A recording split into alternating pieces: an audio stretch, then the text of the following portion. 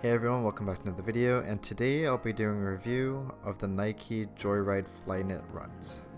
They've been out for a while now, but here's my 2-week review as a cross-country runner. I'm in no way a fast runner, but I do wear these shoes for all my practices. I ran around 1 race and 7 practices, and these are pretty comfortable to wear. I don't care much about the speed I'm running, rather more about the comfort. And these shoes are actually quite heavy, but I forgot how heavy they were once I put them on. Unsurprisingly, I'd actually prefer these shoes more for walking than for running, and they also look nice.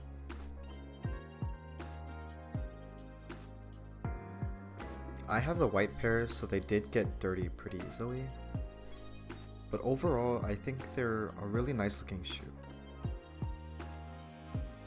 To show you the insides, there's a little clip from the Nike promotional video, and that's pretty much what it looks like on the inside.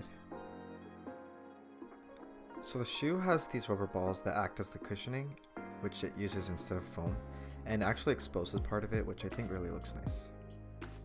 So if you're going to use these for running and you want it to keep its look, I wouldn't get the white version, because these are white shoes and they do get dirty.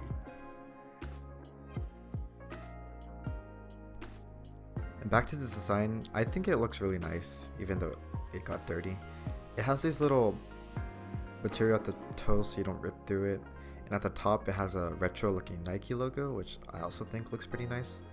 Back to running, these shoes have a pretty tight grip around your ankles, which will prevent injuries, and I think that's pretty nice.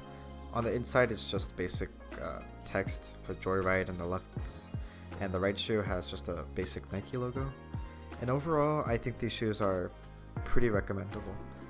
They're really comfortable, and even though it's their first generation model of the Joyride technology, I'd say it's a good start.